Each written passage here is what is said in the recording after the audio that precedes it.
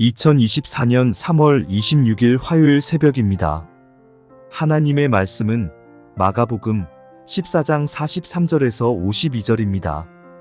예수께서 말씀하실 때에 곧 12 중에 하나인 유다가 왔는데 대제사장들과 서기관들과 장로들에게서 파송된 무리가 검과 몽치를 가지고 그와 함께 하였더라. 예수를 파는 자가 이미 그들과 군우를 짜 이르되 내가 입맞추는 자가 그이니 그를 잡아 단단히 끌어가라 하였는지라. 이에 와서 곧 예수께 나아와 랍비어하고 입을 맞추니 그들이 예수께 손을 대어 잡거늘 곁에 서 있는 자 중에 한 사람이 칼을 빼어 대제사장의 종을 쳐 그 귀를 떨어뜨리니라. 예수께서 무리에게 말씀하여 이르시되 너희가 강도를 잡는 것 같이 검과 몽치를 가지고 나를 잡으러 나왔느냐? 내가 날마다 너희와 함께 성전에 있으면서 가르쳤으되 너희가 나를 잡지 아니하였도다. 그러나 이는 성경을 이루려 함이니라 하시더라. 제자들이 다 예수를 버리고 도망하니라. 한 청년이 벗은 몸에 배 혼니부를 두르고 예수를 따라가다가 무리에게 잡히매 배 혼니부를 버리고 벗은 몸으로 도망하니라. 하나님 말씀을 증거하겠습니다. 오늘 본문을 이렇게 보게 되면 가룟 유다의 배신과 예수께서 잡혀가는 것을 그냥 볼 수만 없었던 한 사람, 베드로겠죠. 베드로가 칼을 빼내가지고 그들을 이렇게 저지하려고 했던 그런 모습입니다. 그러나 주님은 순순히 그들에게 끌려가는 모습이죠. 그런 모습을 보고 다 예수님을 버리고 도망하는 그런 모습들이 오늘 본문에 등장합니다. 이런 내용을 이렇게 쭉 보면서 어떤 학자는 이렇게 해석을 합니다. 가룟 유다는 돈 몇 푼에 눈이 멀었던 것이 아니고 그 가룟 유다가 셀로 땅 아닙니까? 젤로 땅이죠. 우리나라로 이렇게 보게 되면 일제 그 강점기 때 게릴라를 구성해가지고 직접 일본에 타격을 주었던 것과 비슷한 활동을 했습니다. 그러니까 대한 독립이라고 하는 것은 저절로 되는 것이 아니고 무력으로 달성할 수 있다라고 믿었던 것이죠. 그러니까 젤로 땅, 셀로 땅이 그런 것이죠. 그래서 항상 품속에 칼을 가지고 다녔습니다. 매국노를 죽이든지 아니면 그 로마 정부의 관력 가운데 자기 민족한테 큰 피해를 입혔던 그런 사람들을 이제 죽이려고 이제 가지고 다녔던 것이죠. 그래서 이 가룟 유다 입장에서는 예수가 정말 자기하고 같은 마음을 품기를 바랬던 것입니다. 능력도 있고 권세도 있지 않습니까? 그래서 이 스승을 팔아 넘기는 초강수를 두었다라고 하는 것이죠. 자, 그러면 이 정도까지 하면 스승님도 어쩔 도리가 없이 당신의 힘과 그 능력을 써가지고 일어나실 것이다. 이제 그런 생각을 했겠죠. 그리고 또 다른 사람, 이 베드로가 칼을 들어가지고 예수님을 잡으려고 온 자의 그 귀를 칩니다. 이 또한 정말로 이 베드로가 예수님을 보호하기 위해서라기보다는 베드로도 알거든요. 예수님이 자기보다 능력도 있고 권세도 힘도 있다는 거 다 알고 있습니다. 그러니까 자기가 이렇게까지 하는데 그냥 이렇게 내버려 두지 않고 그냥 보고만 있지 않고 뭔가 이렇게 멋진 기적을 보이시겠지. 당연히 그러시겠지. 그렇게 생각을 했거든요. 근데 보십시오. 그들의 그 어떤 기대와는 달리 주님께서 이렇게 순순히 끌려가는 그런 모습이 나오잖아요. 그래서 그 다음에 나오는 그들의 행동이 뭐냐면 50절과 51절에 나오죠. 도망간다, 도망간다 반복해서 단어가 등장합니다. 그래서 이 해석도 어느 정도 이렇게 일리가 있다라고 생각이 됩니다. 가룟 유다가 얼마 안 되는 돈을 벌자고 스승을 팔았다기보다는 더 큰 것을 목적 삼았다라고 하는 것. 나중에 그 자살 사건을 통해서 우리가 생각해 볼 수 있다라고 하는 거죠. 베드로도 마찬가지 아닙니까? 스승 앞에서 이렇게 칭찬 좀 받고자 하는 그런 제스처에 있을 수 있다라고 하는 것입니다. 그리고 이들만 그런 것이 아니고 종료 주일 때 보십시오. 예루살렘 성 전체가 떠들썩하거든요.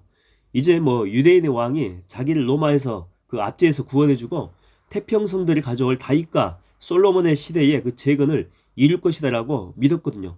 예수가 그 일을 할 거라고 다 믿었거든요. 그러니까 그들은 나름대로 예수님에 대해서 기대하는 그 자기들만의 생각이 있었다라고 하는 것입니다. 그러나 주님은 그들의 생각들을 움직이지 않습니다. 그저 연약한 한 마리 어린 양처럼 끌려가는 것을 선택하시죠. 그러니까 힘이 없어서 그런 것이 아닙니다.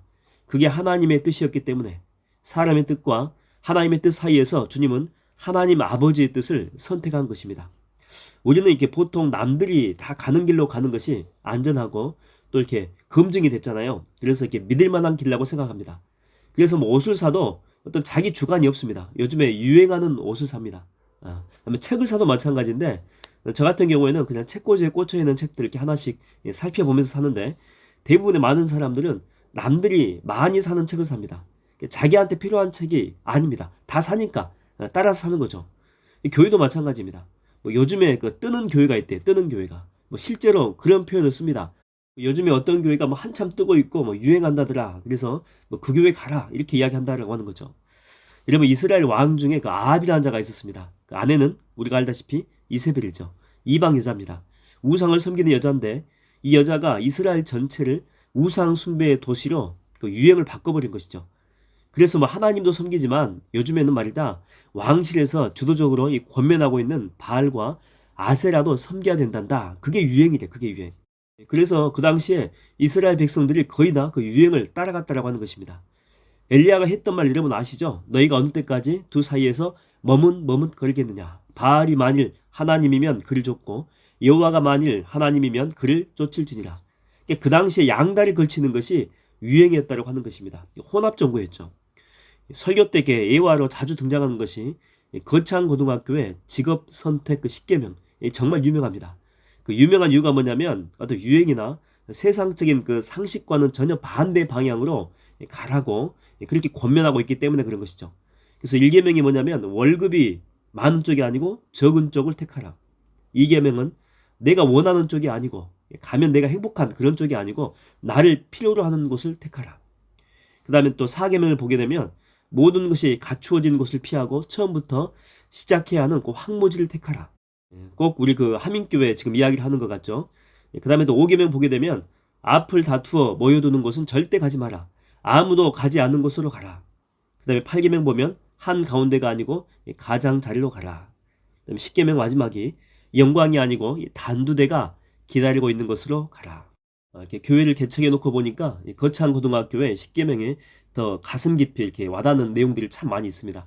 비장함도 느껴지게 되고 교회를 이렇게 처음 이렇게 만들어 가지고 아무것도 없었던 것에서 하나씩 이렇게 세워가는 지금 그런 과정이 있거든요. 그래서 지금 있는 성도들이 많지는 않지만은 함께 일당백으로 지금 감당해서 하나님의 교회를 섬기고 있는데 정말 이분들의 손길을 통해서 교회가 조금씩 교회다워지는 그런 모습이 이렇게 보여지게 됩니다. 얼마나 큰 감동이고 은혜가 되는지 몰라요. 다 갖춘 곳에 가 있는 그런 사람들은 정말 이런 기분을 알 수가 없다라고 하는 것이죠. 그래서 이게 개척교회 부어주시는 하나님의 은혜가 남다르고 또 이 개척교회 가운데 주시는 하나님의 기적도 남다르구나라고 하는 것입니다. 또 이렇게 많은 것들을 이렇게 포기하고 내려놓고 와 있기 때문에 정말 그분들을 하나님께서 내버려 두시겠습니까? 그렇지 않겠죠. 더 많은 하늘의 신령한 복과 또한 그들이 정말 간절히 원하는 그런 기적과도 같은 많은 일들이 그들의 삶 가운데 일어나게 될 것입니다.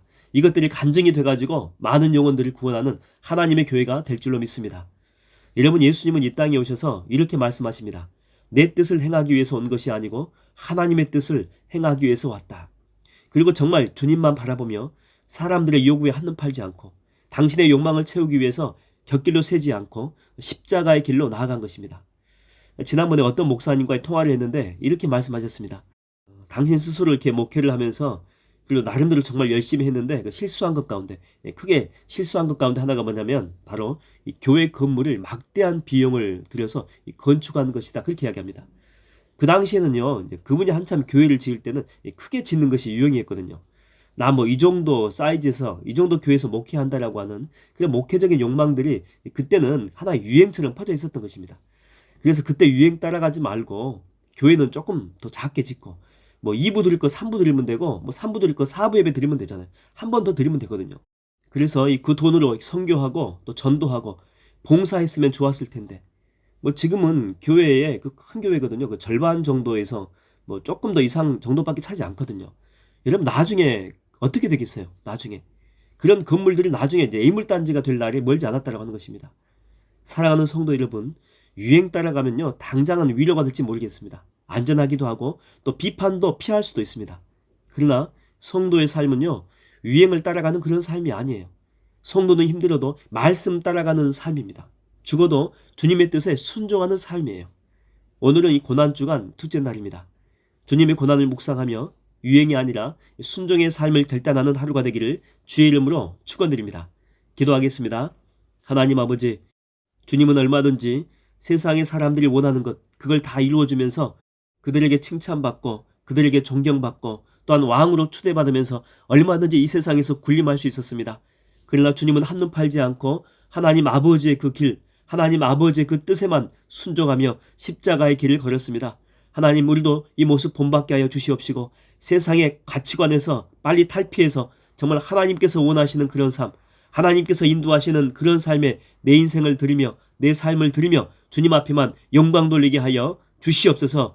오늘 하루도 주님 앞에 온전히 올려드립니다. 예수님의 이름으로 기도하옵나이다. 아멘.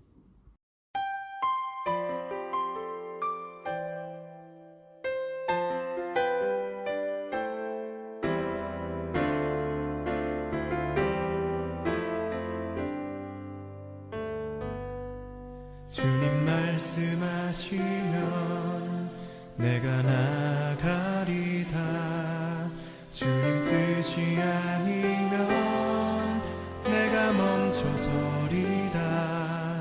나의 가고 서는 것 주님 뜻에 있으니 오 주님 나를 이끄소서.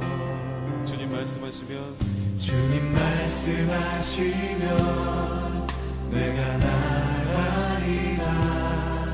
주님 뜻이 아니면 내가 멈춰서리다. 나의 가고 서는 것 주님 뜻에 있으니 오 주님 나를 이끄소서. 뜻하신 그곳에 나 있기 원합니다. 이끄시는 대로 순종하며 살리니 연약한 내 영혼 통하여 일하소서. 주님 나라와 그 뜻을 위하여 뜻하신 그곳에 뜻하신 그곳에 나 있기 원합니다.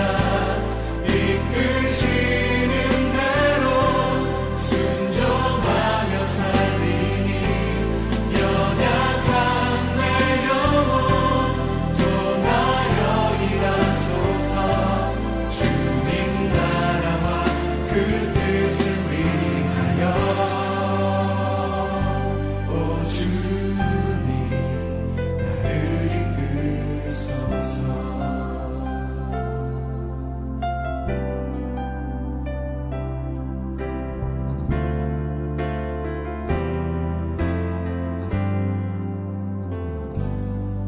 주님 말씀하시면 내가 나가리라. 주님 뜻이 아니면 내가 멈춰서리다. 나의 가고 서는 것 주님 뜻에 있으니 오 주님 나를 이끄소서. 뜻하신 뜻하신